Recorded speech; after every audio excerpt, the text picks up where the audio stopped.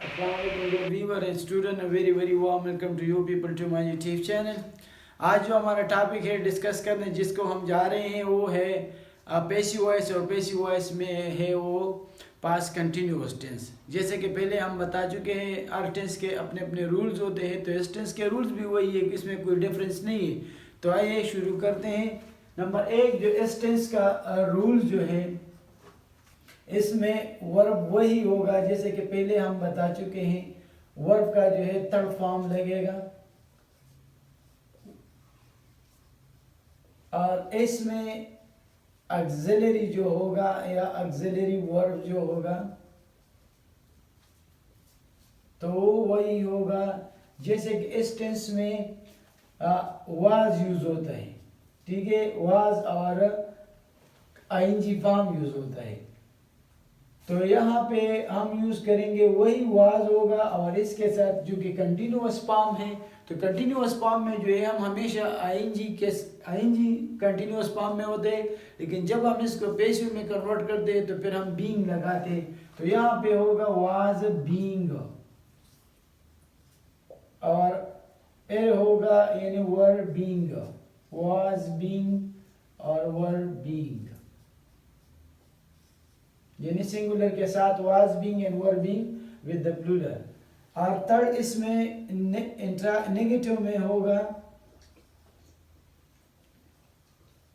वही वाज यानी was not और फिर आएगा बीइंग, वाज नॉट बीइंग और वर नॉट बीइंग। सिंपल है, कोई मुश्किल इसमें नहीं। Were not being. इंट्रोगेटिव में जो है वाज वर को we should put it before the subject of the sentence and at the end of the sentence sign of interrogation before the subject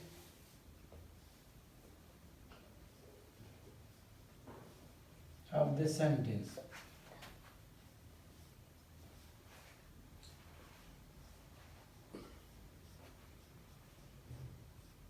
plus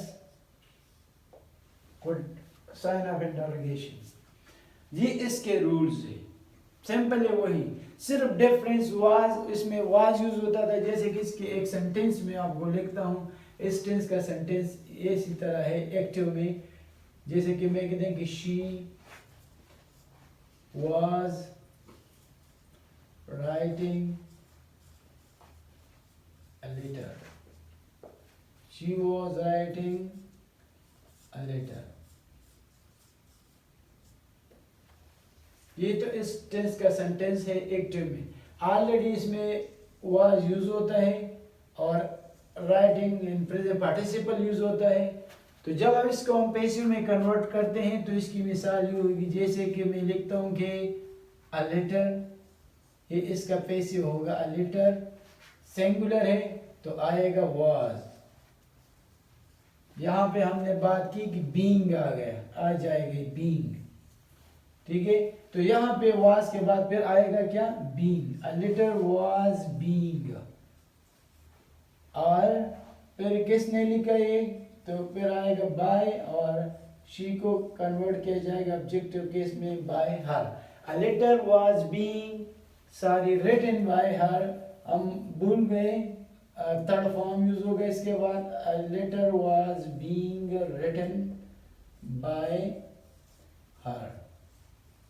तो अब इसका है कि a letter was being written by her, यानी उससे एक खत लिखी जा रही थी। She was writing a letter, वो एक खत लिख रही थी, उससे एक खत लिखा जा रहा था, यानी वो जो लड़की है उससे एक खत लिखी जा रही थी, यानी उसमें बीइंग और फिर जो है थर्ड फॉर्म यूज होता है, यानी उससे एक खत लिखी जा रही थी या उससे एक खत लिखा जा रहा था वगैरह, तो इसमें बीइंग यूज होता है। तो बीइंग भी वही कंटिन्यूअस फॉर्म को शो करता है और जो थर्ड फॉर्म आ जाते हैं तो फिर पैसिव में कन्वर्ट होता है। तो इसके सेंटेंसेस है, जैसे कि हम दो तीन सेंटेंस और लिखते हैं। अगर मैं कहूँ कि अली वाज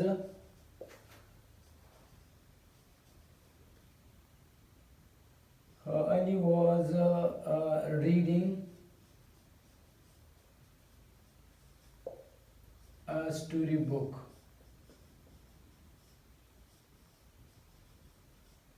तो अली एक स्टोरी बुक को रीड कर रहा था, तो यहीं पे होगा अ स्टोरी बुक।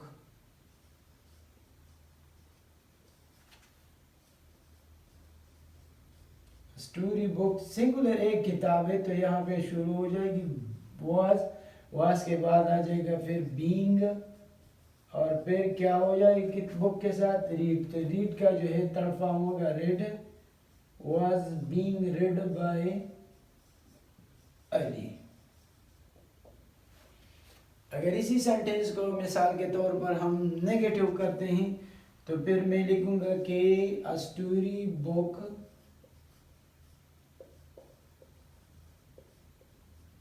was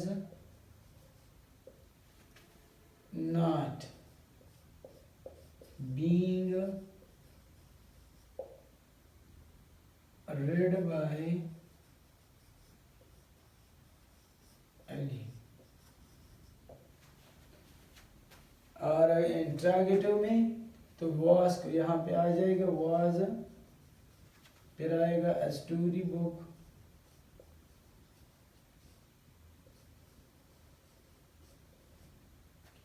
फिर वाज वहाँ पे आया तो फिर होगा बीइंग और रेड बाय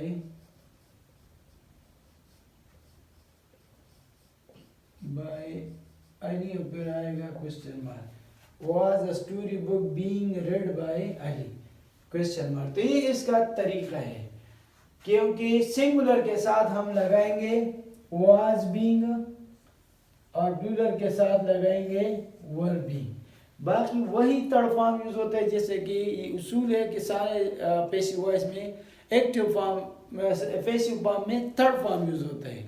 एक्टिव फॉर्म में कभी फर्स्ट फॉर्म होता है, कभी सेकंड होता है, कभी थर्ड होता है, लेकिन अमूमन जो usually they we are using third form of the verb in passive voice, because without third form we cannot make any form of passive voice. So it is very important, because this is the fourth and first rule of the passive voice when are we making to make such type of structure of passive voice. So then we have to use such type of rule like third form of the verb in auxiliaries, and particularly in continuous form we have to use being, because there is continuous form of the verb is ing. So ing that we can find in active voice.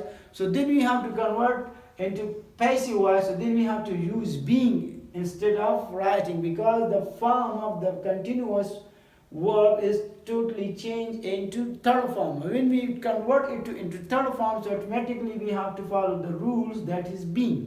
So फिर इसके बाद जो है हम being लगाते हैं, क्योंकि being का मतलब भी जो है कि फास्ट में एक चीज़ जो है वो कंटिन्यूअस फॉर्म में होता है, क्योंकि अगर इसको हम थर्ड फॉर्म में कन्वर्ट करते हैं तो ऑलरेडी पैसिव का स्ट्रक्चर है कि थर्ड फॉर्म यूज होता है, लेकिन जब थर्ड फॉर्म यूज होता है और बीइंग ना हो तो फिर इसमें तो कंटिन्यूटी नहीं होती, फिर इसमें तो कंटिन्यूअस फॉर्म नहीं होता। तो बीइंग जो होता है तो इसकी कंटिन्यूटी को भी शो करते हैं, और थर्ड फॉर्म जो है उसके पैसिव स्ट्रक्चर को भी यूज करते हैं। I hope you got the answer of your question that you have about the passive structure, how to convert an active structure into passive structure. Thank you.